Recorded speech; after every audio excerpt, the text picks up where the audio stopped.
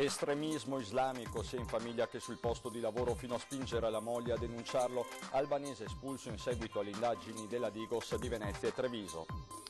Bengalese rimpatria moglie e figli perché il maggiore di 12 anni rischia di essere troppo occidentale. Il vicino di casa scrive al Presidente della Repubblica e organizza una fiaccolata.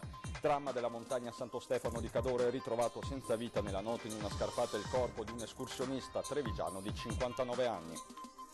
Legge regionale sull'edilizia popolare. Dopo l'innalzamento della soglia di ISEE per l'accesso resta il nodo dei nuovi canoni di affitto. Nella Marca nuova mobilitazione degli inquilini. Dopo l'acqua alta di record, obbligo di paratie, impianto elettrico rialzato, pompa, immersione, gruppo di continuità, nuovo regolamento edilizio in giunta a Venezia. Maltempo e situazione del medio e basso Piave, sindaci di tutti i comuni riveraschi, prefetto di Treviso e governatore Zaia convocati dal prefetto di Venezia Zappalorto. Accensione oggi pomeriggio in piazza San Pietro dell'albero di Natale arrivato dall'altopiano di Asiago, in aula Paolo VI, il presepe di Parè di Conegliano. Il Papa ricorda la devastazione di Baia. Bentrovati telespettatori di Antenna 3 Nord-Est per l'edizione regionale dei nostri telegiornali. In apertura l'estremista islamico radicalizzato al punto da vessare moglie e figlie, da dimettersi dal lavoro piuttosto che relazionarsi con colleghe donne. Un 32enne albanese residente nella Marca è stato espulso dall'Italia. Si era fatto crescere la barba ed indossava abiti tradizionali, ma il cambiamento che negli ultimi 2 anni aveva caratterizzato un 32enne albanese residente a Villorba era anche caratteriale e comportamentale sia in famiglia che sul posto di lavoro. A casa l'uomo aveva cominciato a maltrattare la moglie e la figlia, costringendo la donna a frequentare la moschea e ad indossare solo abiti da lui ritenuti adeguati alla religione islamica. I frequenti litigi tra coniugi erano sfociati anche in scenate del marito davanti al luogo di lavoro della donna, comportamenti che avevano portato anche all'emissione da parte del Tribunale di Treviso di un'ordinanza di custodia cautelare per atti persecutori, cui seguì una sentenza di condanna, e proprio questo ha fatto sì che il questore di Treviso abbia disposto la revoca del permesso di soggiorno e la conseguente espulsione dall'Italia del 32enne. La fattispecie che è stata autorizzata per disporre la revoca del permesso di soggiorno, che è il provvedimento che è stato adottato, appunto quello degli atti persecutori nei confronti della moglie e della figlia. Una radicalizzazione che aveva fatto sì che l'albanese finisse nel mirino anche degli uomini della Digos di Venezia per le sue frequentazioni in ambienti del fondamentalismo islamico. Radicalizzazione supportata dai comportamenti del 32enne in famiglia, ma anche sul posto di lavoro, dove l'albanese rifiutava di relazionarsi con colleghe donne fino ad arrivare a dimettersi. Ieri sera l'albanese con un volo per Tirana è stato rimpatriato ed è un provvedimento importante anche per la valenza che ha per le donne che vivono nel contesto sociale del nostro paese e, promette il questore, lo stesso metro verrà utilizzato per altri casi analoghi. Invitiamo anche le donne a segnalare al nostro ufficio, alla questura, al commissariato, alle forze dell'ordine in genere, le vessazioni di cui sono vittime anche, purtroppo in questo caso, come abbiamo visto, anche in ambito familiare. Ancora una storia di mancata integrazione con un padre del Bangladesh che ha rimpatriato moglie e figli perché il maggiore di 12 anni rischiava di essere troppo occidentale. Il vicino di casa che ha seguito il ragazzino fin da piccolo ha scritto al Presidente della Repubblica e ha organizzato una fiaccola con l'obiettivo di riportarlo a casa. Io non riesco più a sopportare quei due, mi hanno picchiato, insultato, detto cose che io non riesco a sopportare, mi volevano buttare fuori di casa, però non mi davano le chiavi e ci sono così tante cose che ho subito che maggior parte dimentico.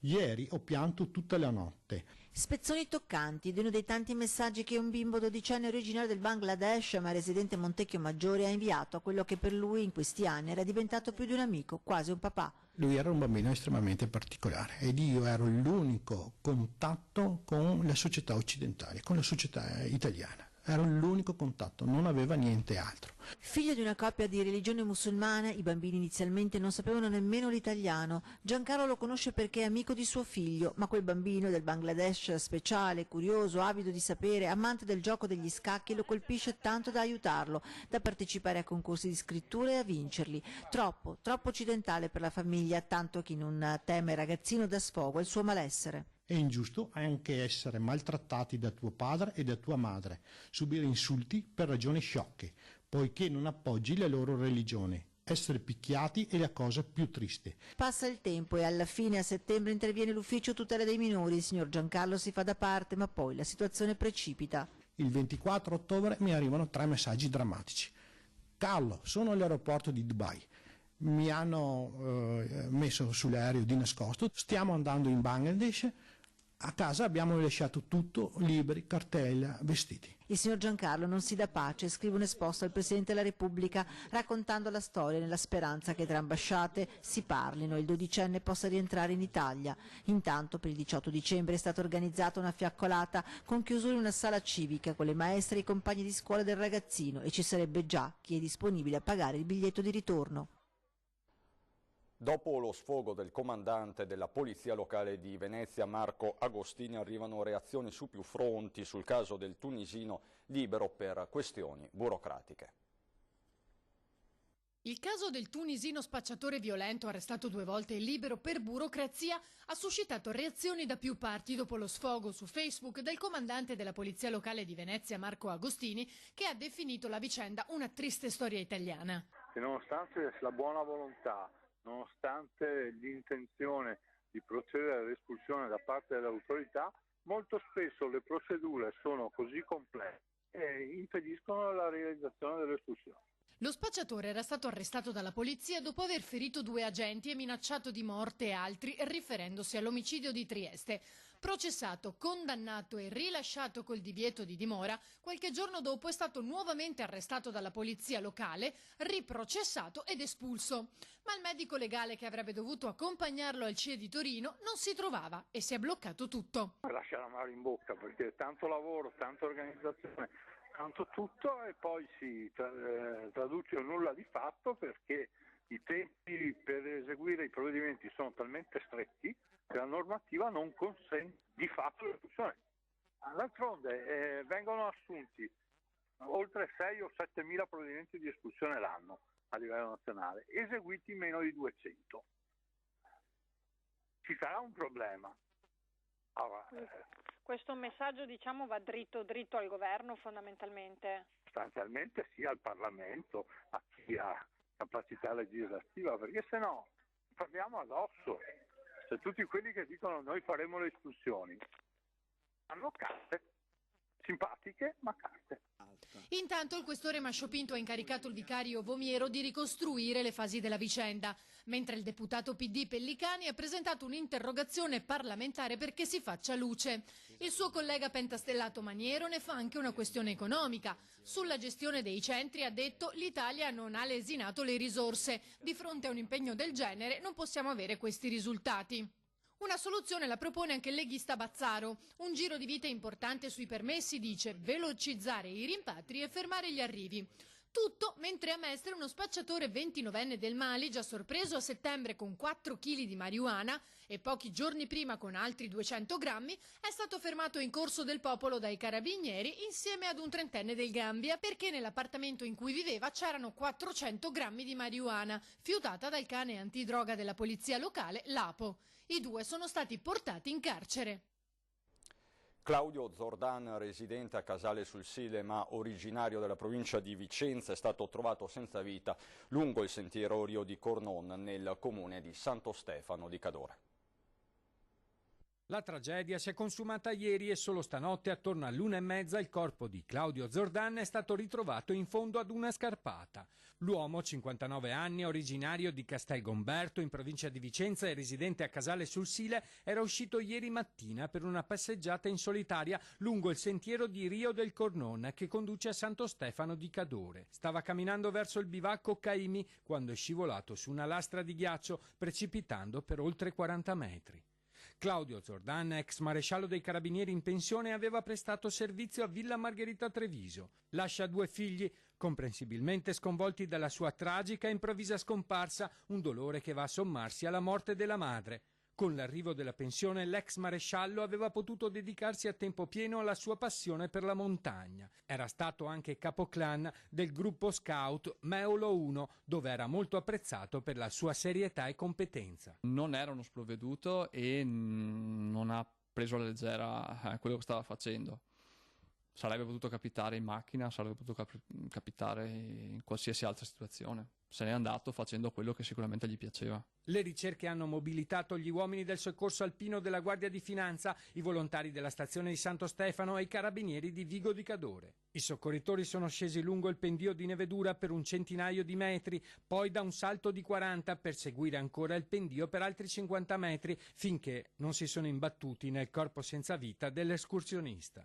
È proprio un fulmine a ciel sereno, purtroppo. Era come un fratello maggiore. Lascia un ricordo e un rimpianto, ovviamente, perché è una persona che dava molto e avrebbe potuto dare molto ancora. Prosegue la mobilitazione degli inquilini dell'Ater in provincia di Treviso dopo la partita vinta riguardante le soglie ISEE. C'è la questione dei canoni di affitto. Vediamo. Va a scongiurare buona parte degli sfratti inizialmente previsti, resta il nodo dei canoni di affitto. Non c'è pace per gli inquilini Ater trevigiani che, portata a casa la prima battaglia, adesso chiedono maggiore equità. La Regione proprio in queste ore ha trasmesso il testo contenente il nuovo algoritmo di calcolo in seconda commissione consiliare a Venezia, dove il 12 dicembre prossimo si terrà anche un'audizione con i soggetti interessati, sindacati in primis. Proprio per questo lo SPCGL annuncia nuovi sit-in e mobilitazioni a Treviso, il 10 dicembre a Porta San Tommaso, il 12 in Piazza dei Signori. Invitiamo i pensionati, gli inquilini a essere presenti, perché dobbiamo continuare a manifestare le preoccupazioni finché non c'è una soluzione definitiva, che deve arrivare il prima possibile, anche perché molte famiglie non ce la fanno più a pagare gli aumenti che sono stati definiti. E la questione riguarda anche i conguagli. In questi mesi, in attesa dei nuovi provvedimenti, molti inquilini, secondo i sindacati, hanno pagato più del dovuto. Altro capitolo, la manutenzione straordinaria e la disponibilità di alloggi. La casa è un diritto costituzionale ed è quindi un danno pubblico tenere delle case chiuse, non manutenute e non dare risposta alle tantissime famiglie che invece hanno necessità di un alloggio. E a guardare con apprensione ai nuovi provvedimenti sono gli inquilini. Sicuramente non si dorme di notte, no? Come voglio dire, insomma, speriamo che facciano qualche cosa di buono, che mettano a posto le cose. Non fare i conti così, tanto per farli, come hanno fatto fino adesso. Quello. Io mi aspetto un po' di equità. Torniamo a parlare dell'emergenza acqua alta, mentre a Venezia cambia il regolamento edilizio per difendere i piani terra dall'acqua. A Chioggia c'è tempo fino al 9 di dicembre per chiedere il rimborso dei danni subiti. Obbligo di paratie, impianto elettrico rialzato, pompa ad immersione e gruppo di continuità. Sono d'ora in poi altrettanti obblighi in caso di risistemazioni dei piani terra a Venezia. Le disposizioni, diretta conseguenza dell'acqua alta eccezionale del 12 novembre scorso, sono contenute in un emendamento al nuovo regolamento edilizio comunale che la Giunta ha presentato alla Commissione urbanistica del Consiglio. Dunque, per i piani terra di nuova costruzione, in via di ampliamento o ristrutturazione, oppure ancora in cambio d'uso, l'impianto elettrico dovrà trovarsi ad almeno 110 cm dal pavimento per evitare cortocircuiti da acqua alta. Saranno obbligatorie paratie adeguate e pompe elettriche a immersione con un gruppo di continuità in grado di assicurare forza motrice per almeno 6 ore. Intanto a Chioggia c'è tempo fino al mezzogiorno di lunedì 9 dicembre per presentare in forma cartacea o tramite posta elettronica certificata la scheda di segnalazione dei danni subiti durante l'ultima ondata di maltempo. I moduli si possono scaricare dal sito del comune oppure ritirare all'ufficio URP della sede municipale. È bene ricordare che si tratta di un censimento a scopo esclusivamente ricognitivo, il cui elenco riepilogativo sarà inviato alla Regione. Presentare le segnalazioni non costituisce quindi un riconoscimento automatico del ristoro per i danni subiti. E la situazione del medio e basso Piave, anche a seguito del maltempo di novembre, sarà oggetto di una riunione convocata dal prefetto di Venezia Vittorio Zappalorto, cui sono stati invitati a partecipare tutti i sindaci dei comuni rivieraschi, il prefetto di Treviso, la regione con il governatore Zaia. L'appuntamento è per lunedì prossimo, 9 dicembre. Sul tavolo di quelli che si preannunciano come degli stati generali del Piave ci saranno gli interventi per la messa in sicurezza dei territori, in particolare con la realizzazione di un nuovo bacino di laminazione. Soddisfazione per la convocazione del tavolo arriva dall'assessore regionale all'ambiente Giampaolo Bottaccin, convinto che occorra procedere quanto prima. Il presepe artistico di Parè per l'Aula Paolo VI in piazza San Pietro, l'albero e il presepe arrivati dalle zone colpite da Vaia, delegazione veneta in Vaticano oggi per celebrare i simboli del Natale arrivati da un territorio ancora ferito. La tempesta che ha colpito il Triveneto è un segnale d'allarme che il creato ci manda. Le parole di Papa Francesco nell'accogliere le delegazioni di Veneto e Trentino Alto Adige che hanno donato quest'anno l'albero e il presepe di piazza San Pietro, legati insieme dal comune ricordo della tempesta dell'autunno scorso che devastò molte zone del Triveneto, ha detto il pontefice. Rinnovo l'incoraggiamento alle vostre popolazioni, ha proseguito Papa Bergoglio, che l'anno scorso hanno subito una devastante calamità naturale. Nel pomeriggio in piazza il presepe degli artigiani di Scurelle in Trentino e l'accensione dell'abete proveniente da Rozzo sull'altopiano di Asiago, entrambi accomunati dalla devastazione di quella notte di un anno fa. Questa mattina il Santo Padre diceva che l'albero è il segno della rinascita. Per noi lo è veramente il segno della rinascita. Un albero di 26 metri. E voglio ricordarvi che il Veneto è stato martoriato dalla tempesta Vaia. Noi abbiamo 100.000 ettari rasi al suolo, per cui per noi essere qui a Piazza San Pietro, essere qui in Vaticano è anche un segno di speranza, di rinascita per quello che vogliamo immaginare saranno le nostre montagne. Le vogliamo più belle di prima e assolutamente anche più visitate di prima. Quindi spero che tutti colgano anche l'opportunità per venire dalle nostre parti e a riconoscere il sacrificio delle nostre genti. In mattinata lo scoprimento del presepe artistico realizzato dai volontari di Parè di Conegliano, esposto in aula Paolo VI, rappresentazioni della Natività che per tradizione sono presenti anche tra chi non è necessariamente praticante, come ha ricordato Monsignor Pizziolo, vescovo di Vittorio Veneto. Toccano un qualcosa che a tutti è toccato di vivere, la propria nascita. A tutti è toccato di vedere con commozione la nascita di un bambino. Ecco allora che il Signore ha voluto farsi bambino per presentarsi ai nostri occhi nella sua tenerezza. Il mio augurio è che davanti a questo presepio, come davanti a quello dell'Aula Nervi, come davanti a quello delle nostre parrocchie o delle nostre famiglie, noi realizziamo quello che dice il prefazio primo del Natale, attraverso lo sguardo attratto dalle cose visibili e dalla loro bellezza, siamo rapiti all'amore delle realtà celesti.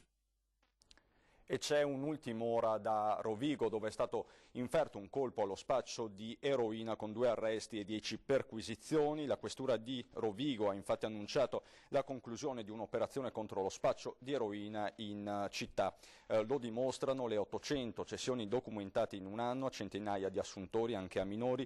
Durante l'indagine sono stati fatti 2 arresti, 10 perquisizioni, dalle quali però non è spuntata molta droga. A Padova adesso, dove il freddo gelido di dicembre ha iniziato a farsi sentire, Comune e Croce Rossa sono sulle strade per soccorrere dal gelo chi un tetto non ce l'ha. Prime notti e albe gelide in città e in periferia. Sulla strada a portare assistenza a chi un tetto non ce l'ha o non vuole averlo ci sono gli operatori della Croce Rossa con l'ambulatorio mobile. Un punto di contatto sanitario per alcuni essenziale che esce in strada 3 volte alla settimana. Le persone che vivono per strada e che non hanno una casa, un tetto sotto il quale ripararsi, spesso hanno anche perduto i contatti organici con la struttura sanitaria, cioè non è detto che abbiano un medico di famiglia a cui rivolgersi, per esempio, no? E magari sono diabetici o magari sono ipertesi. C'è un medico a bordo dell'ambulatorio mobile. È possibile avere anche dei farmaci, non tutti evidentemente, ma tutti i farmaci di base normalmente ci sono. È possibile avere anche un po' di supporto di carattere, come dire, conforto sociale, cioè una coperta se fa freddo e devi dormire all'aperto, piuttosto che altri generi di prima necessità. In caso di patologie croniche o gravi, i senza tetto bisognosi di cure vengono rivisitati nell'ambulatorio del Comitato Provinciale della Croce Rossa. Ma il servizio serale e notturno ai senza fissa dimora è composto anche dalle squadre a piedi che girano per il centro su percorsi concordati con i servizi sociali del comune. Loro sanno sostanzialmente dove bisogna in qualche modo recarsi. Ogni notte noi abbiamo almeno 2 squadre a piedi che si muovono e in più 3 notti alla settimana all'ambulatorio. Quando si muove l'ambulatorio delle squadre a piedi sono almeno 10 persone fuori per questo tipo di servizio. Adesso c'è la pubblicità, dopo.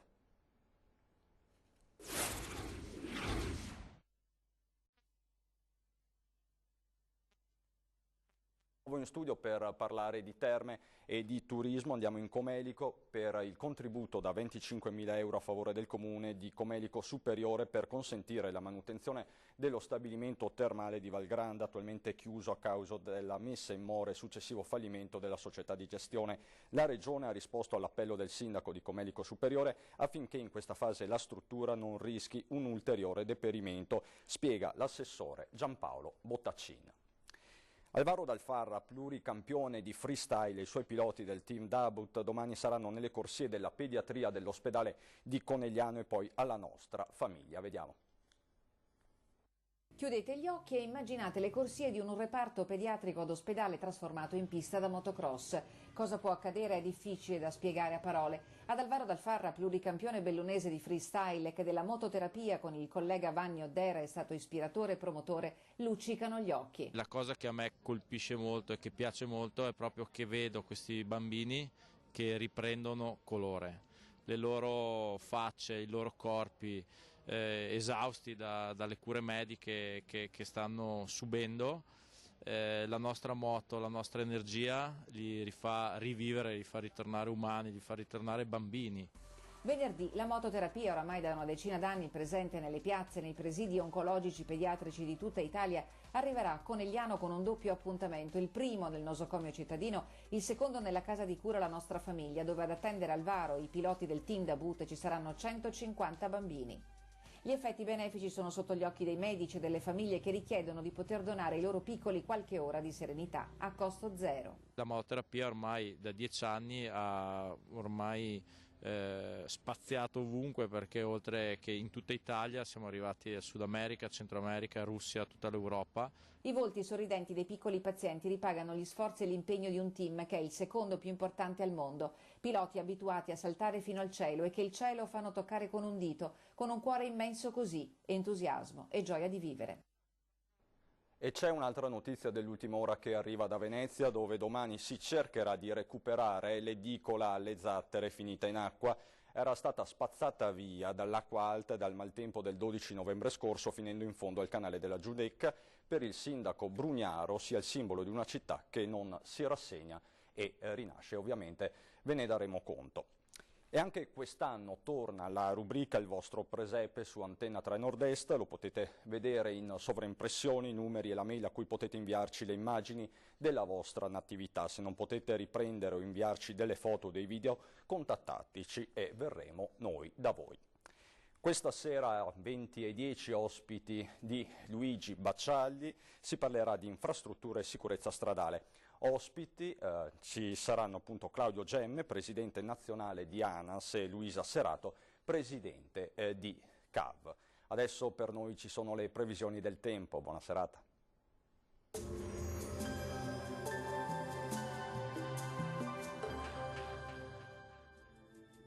Benvenuti al Meteo. Condizioni meteorologiche stabili, non cambia il tempo rispetto ai giorni scorsi, anche la giornata di venerdì 6 dicembre sarà senza precipitazioni.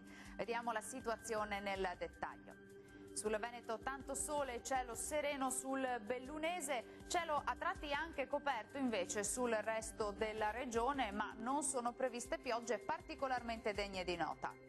Temperature minime tra -4 e 6 gradi, massime tra 7 e 8 gradi.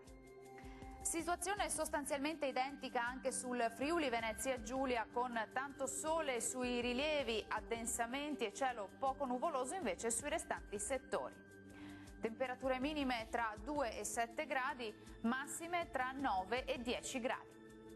Ci spostiamo infine sul Trentino Alto Adige, dove sarà una splendida giornata di sole con cielo sereno un po' su tutti i settori.